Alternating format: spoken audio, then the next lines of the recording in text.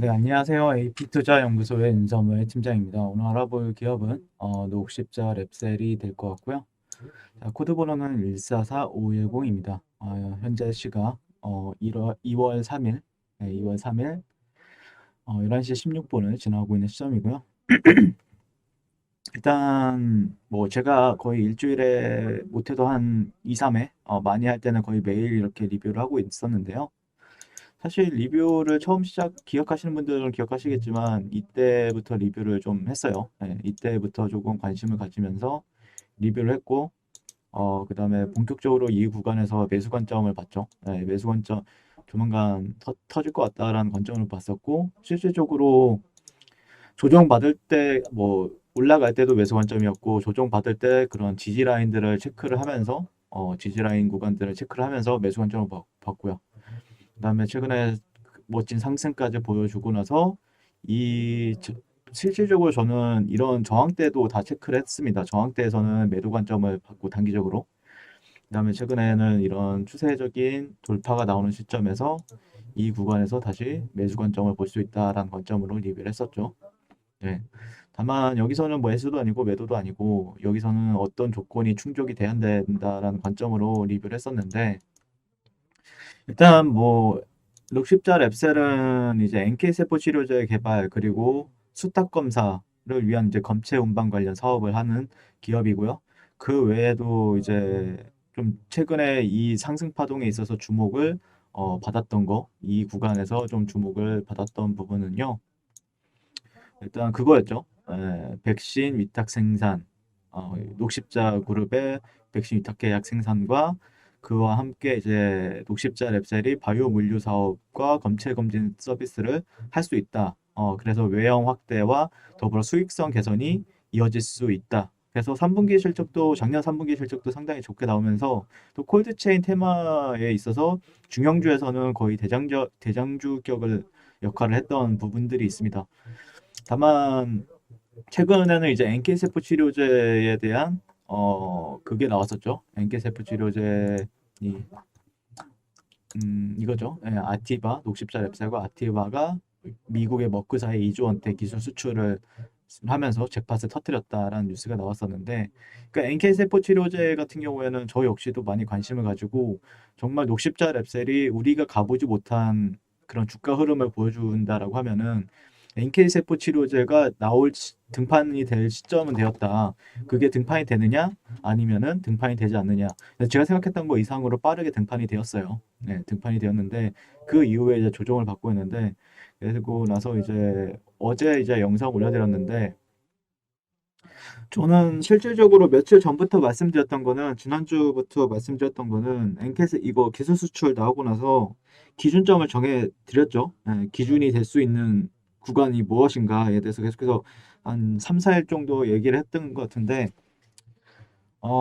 속상한데 근데 이제 댓글을 많이 달아주시고 요즘에 조회수도 또 많이 보시는 것 같아요. 관심도 많으신 것 같고 속상한데 위로가 안 된다. 그리고 1월부터 200주입니다. 호재 두 개에 상한가는 게 말이 안 되는데 상한가 네, 즙잘게요. 죄송합니다. 뭐였지 이게?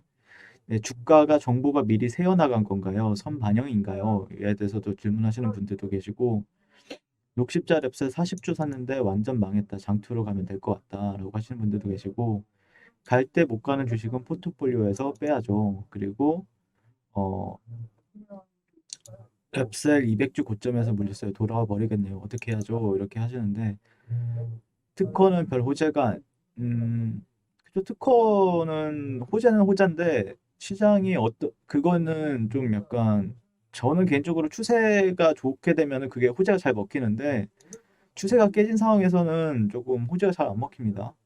근데 뭐 사실 나쁘진 않죠. 전 장기적으로 보면 괜찮은 주식은 맞는 것 같아요. 장기적으로 봤을 때는요. 이런 경우 처음 봅니다. 2조인데 왜 설명 부탁드립니다. 연매출 600억 회사가 2조를 터트리면 당연히 상한가 아닌가요? 제가 세력이라면 호재 터진 후 한 번 더 끌어올려서 15만 원 위에서 털 것 같아요. 라고 하시는데 어, 일단 2조 보통 이제 그 제약바이오의 라이선스를 보시게 되면은 2조 원의 기술 수출이 일어나게 되면은 거기서 이제 계약금이 발생이 되죠. 예, 계약금은 이제 반환의 의무가 없어요. 근데 2조 원을 이걸 한 번에 받는 게 아닙니다. 예, 한 번에 받는 게 아니라 로열티 형식으로 주어져요. 만약에 예를 들어서 머크사에다가 지금 기술 수출을 했죠. 근데 기술 수출을 했는데 머크사에서 뭔가 임상을 진행하고 그거에 따라서 만약에 뭐 임상을 진행했는데 이 기술을 활용해서 뭔가 좀 좋은 결과가 나왔다라고 하면 그거에 따른 또 로열티를 받고 그러다가 뭐 임상이 뭐 3상까지 잘 진행이 되고 NDA까지 돼가지고 약까지 시판이 되었다라고 하면 그거에 따른 또 로열티가 그게 합산해서 2조 원 정도가 합산이 되는 거죠.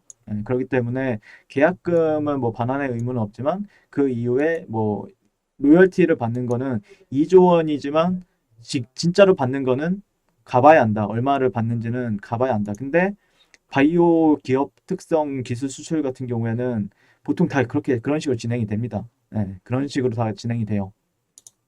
근데 이 한 건 하나에 2조 원짜리라는 건 상당히 크죠. 네, 정말 큰 기술 수출 건입니다.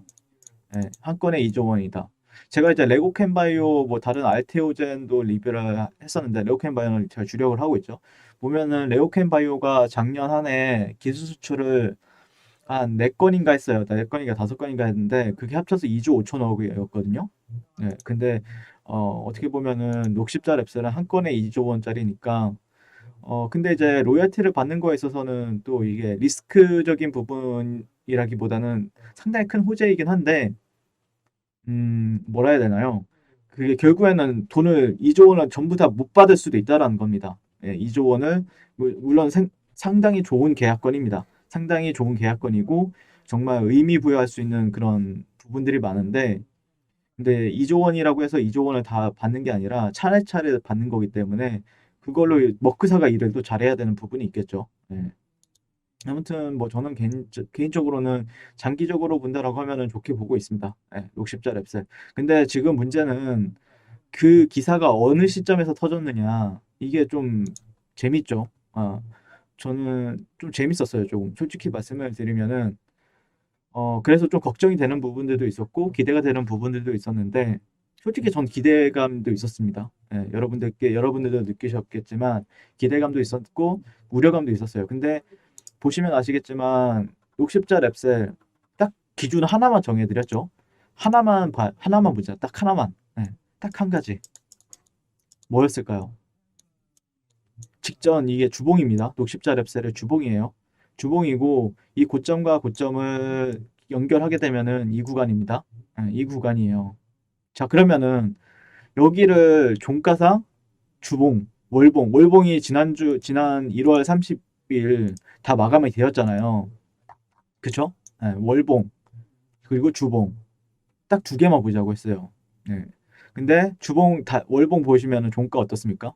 상당히 애매하게 끝났죠. 종가 마감을. 자, 주봉도 예매했죠. 네. 그러면은 여기서는 우리가 생각할 수 있는 거는 딱 하나예요. 종가를 돌파하고 나서 이 정도로 마감하고 나서 이 위에서 놀아줄 때 주가가 이 위에서 주가가 여기서 놀아줄 때 자, 이게 1번. 자, 그 다음에 돌파하지 못하고 꼬리가 달리면서 이 밑에서 놀아줄 때 이건 2번. 자, 여러분들 그러면 1번 시나리오가 2번 시나리오가 있었어요. 자, 그러면은 종가를 확인을 해야 되죠. 종가를. 네, 월봉, 주봉 종가를 확인을 해야 된다. 자, 예를 들자면은 제가 무슨 말을 하는 거냐면은 제가 지난번에 제넥신의 비유를 했어요. 제넥신에. 네, 제넥신에 비유를 했었는데 자, 제넥신 보시면은 주가 흐름에 있어서 이 고점이 한 번 있죠. 고점이 한 번 있고 여기에도 고점이 한 번 있어요. 제넥신 정말 좋아하는 종목입니다. 제넥신 저 여기서 추천했습니다. 여기서 예전에. 네, 아무튼 여기를 이제 이렇게 연결해 보면은 어떻게 됩니까? 여기 저항받았죠 최근에. 네, 8월 달에 고점이 나왔죠. 네, 그러면 제넥신에 있어서 제가 얘기를 했던 거는 여기서 저항받으면은 크게 빠집니다, 진짜. 예. 여기를 근데 돌파하고 나서 지지받게 되면은 새로운 영역으로 가는 거죠. 뭔가 지금 뭐 백신에 관련해서 지금 뭐 예전에 이때는 핫했었는데 지금은 별로 핫하지 않죠. 네. 그러니까 녹십자 랩셀도 비슷한 관점이었어요. 네, 녹십자 랩셀도 만약에 녹십자 랩셀이 정말로 진짜로 갈 주식이라면은 여기 위에서 놀아줬었어야 돼요. 이 위에서 놀아 이거는 결과론적인 게 아니라 지난 영상을 한번 보시기 바랍니다. 만약에 이걸 결과론적으로 이렇게 얘기 못하는 사람이 어디 있느냐 이렇게 또 얘기하시는 분들 계실 겁니다 분명히. 근데 녹십자 랩셀을 이제 제가 거의 한 11월 달부터 리뷰를 했어요. 네.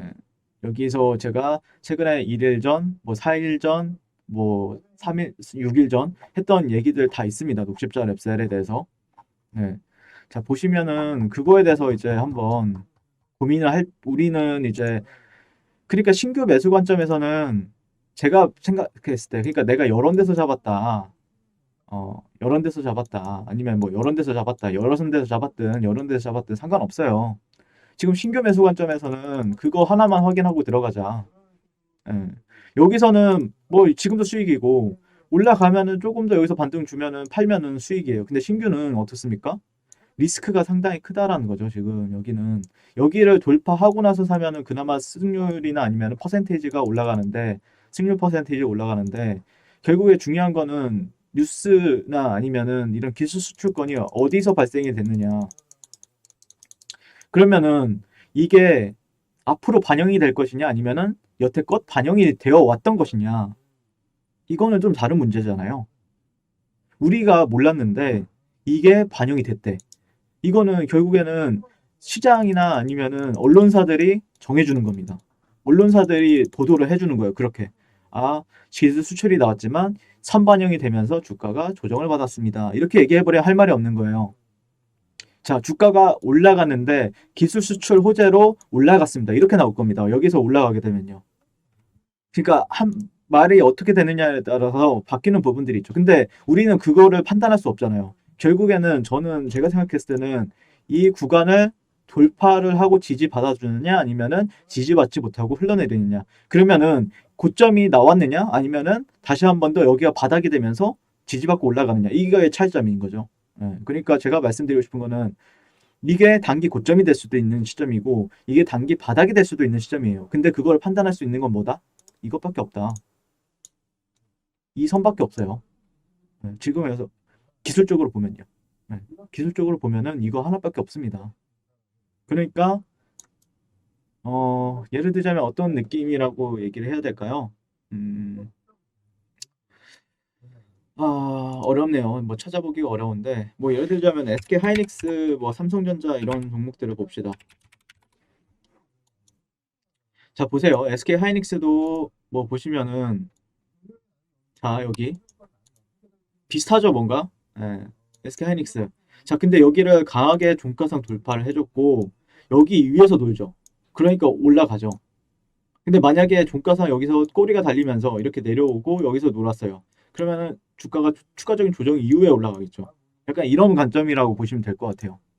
그러니까 제넥신 같은 경우에는 이런 구간에서 저항을 받고 이렇게 빠졌다라고 하면은 SK 하이닉스는 이런 구간이 형성이 되고 나서 올랐어요. 그러니까 녹십자 랩셀은 그런 관점, 그러니까 아예 올라가고 나서 그 이후에 잡아도 상관이 없다라는 겁니다. 그 이후에 잡아도 전혀 문제가 될 게 없어요. 조금 비싸게 사면 어떻습니까? 확인하고 사는 게 맞죠. 네. 그래서 녹십자 랩스는 딱 그 정도로 보는 게 맞지 않을까라고 생각을 합니다. 네, 이상 제 생각을 말씀을 드렸고요. 뭐 공감이 되시는 분들도 계시고 공감이 전혀 안 되시는 분들도 계시겠지만 그냥 제 생각입니다. 이거는 네, 제 생각이기 때문에 저는 그리고 한 3, 4일 동안 그거에 대해서 제 생각을 계속해서 말씀을 드렸습니다. 네, 그래서 한번 아직까지는 추세가 깨졌다라고 말하기는 좀 무리가 있지만 추세의 끝점이 될 수 있는 지점도 맞고 살려주면은 단기적으로 반등이 나올 수 있는 지점도 맞아요. 그렇기 때문에 양봉 하나 정도는 확인을 하고 일봉 이상 들어가는 게 맞겠다. 근데 양봉이 나온다라고 해서 그것도 리스크를 지정하고 들어가는 게 맞겠다라는 의견 드리면서 리뷰를 마치도록 하겠습니다. 오늘도 시청해 주셔서 감사드립니다. 항상 종목 투자하십시오. 네, 그리고 무료 추천 종목을 매일매일 드리고 있습니다. 네이버에서요, AP투자연구소를 검색하시고요. 웹사이트 상단에 AP투자연구소 홈페이지로 갈 수 있는 링크가 나옵니다. 클릭하시게 되면 홈페이지로 접속을 하실 수가 있는데요. 화면 가운데 라이브로 깜빡깜빡하는 게 보이실 겁니다. 네, 그 밑에 2021년 무료 추천 종목이 있습니다. 클릭하시게 되면 매일매일 저희 소장님께서 댓글로 리딩을 해드리고 있고요. 1월 29일, 1월 28일, 그리고 오늘까지 계속해서 매일매일 추천 도와드리고 있습니다. 2월 첫째 주 2월 1일, 오늘 추천 종목의 동향을 한번 살펴보도록 하겠습니다. 네. 7시 49분부터 댓글 리딩에 들어가신 걸 볼 수가 있고요. 그리고 주말 사이에 있었던 미증시에 대한 설명부터 상승과 하락에 대한 이유까지 댓글로서 리딩을 도와드리고 있습니다. 자, 그리고 9시가 되면 추천 종목이 나가게 되는데요. 종목명, 매수가, 1차 목표가, 손절가가 함께 제시가 됩니다. 오늘 같은 경우에는 코이즈 그리고 드래곤플라이가 추천이 나갔습니다. 그래서 드래곤플라이 같은 경우에 현재가 3,220원 기준 매수, 그 다음에 1차 목표가 3,310원, 손절가 3,080원으로 이제 대응합니다. 이렇게 목표가와 손절가가 명확하게 제시가 됩니다. 그랬을 때 주가가 상승하게 되어 목표가에 도달했을 때는 목표가에 도달했다고 댓글로서 리딩을 도와드리고 있고요. 하락하면 하락하게 되었다고 손절에 대한 리딩도 함께 해드리고 있습니다. 지금 이 무료 추천 종목은 로그인을 하지 않아도 누구나 다 볼 수 있는 공개되어 있는 댓글 리딩이기 때문에 네, 홈페이지에 오셔서 종목이 필요하신 분들은 많은 도움 받아가시면 좋겠습니다. 감사합니다.